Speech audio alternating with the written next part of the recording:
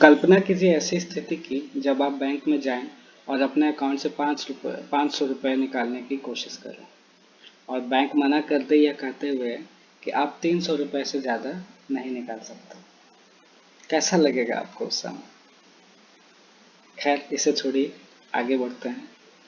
फिर से कल्पना कीजिए कि आपके बगल में खड़ा व्यक्ति 5,000, 10,000 या 1,00,000 रुपये निकालता है और चलता बनता है। कैसा लगेगा आपको? आप बैंक से सवाल पूछते हैं, ऐसा क्यों? तो बैंक आराम से जवाब देता है कि वह व्यक्ति पुराना और महत्वपूर्ण ग्राहक है, इसलिए। कैसा लगेगा आपको? खैर, इसे भी छोड़िए। आप दुकान पर जाते हैं।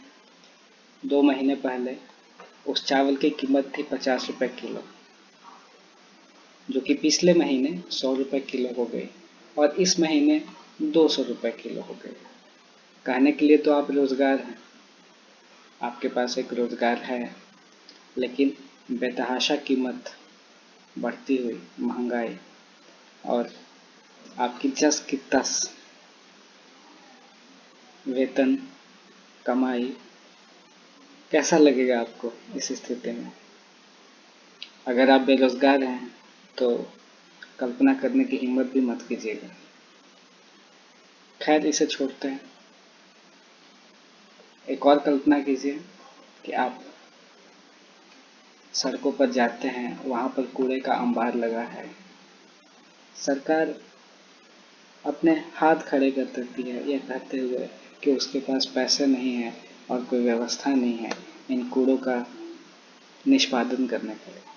कैसा लगेगा?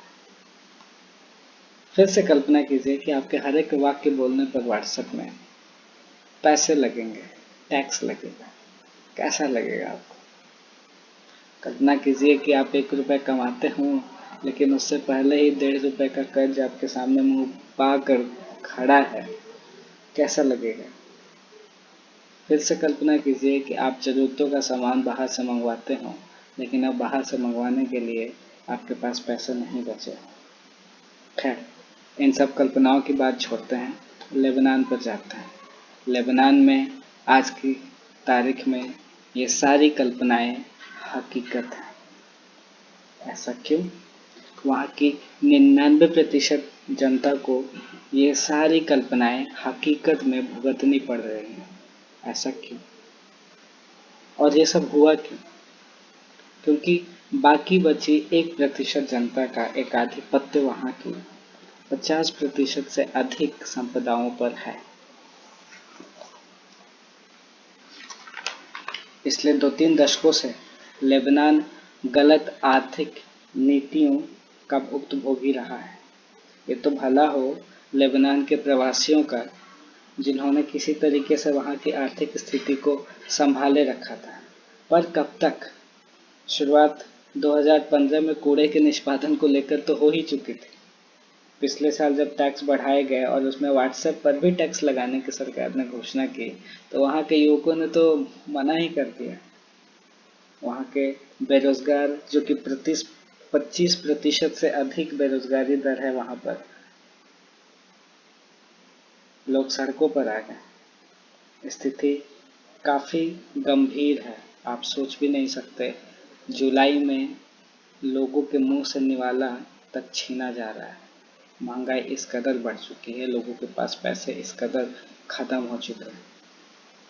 बैंक की नीतियाँ, जिसमें पोंजी स्कीम, जिसे हम ऐसा जानते हैं कि पैसे दोगुने हो जाते हैं कुछ ही दिनों में, 45 दिनों में, 50 दिनों में, 100 दिनों में, जो कम समय में ज़्यादा रिटर्न की घोषणा करते हैं या वादा करते हैं, ऐसे स्कीम वहाँ के बैंकों में भरे पड़े हैं और ये सब स्कीम वहाँ के प्रभावशाली लोगों के अनुकूल बनाई गई। तो जब भी आप इस स्कीम से जुड़ते हो, ये जो ऊपर में बैठे होते हैं, जो शुरुआती निवेशक होते हैं, इन निवेशकों को तुरंत ज़्यादा मुनाफा मिलता है, नीचे बैठे लोगों को मुनाफा मिलना बंद हो जाता है।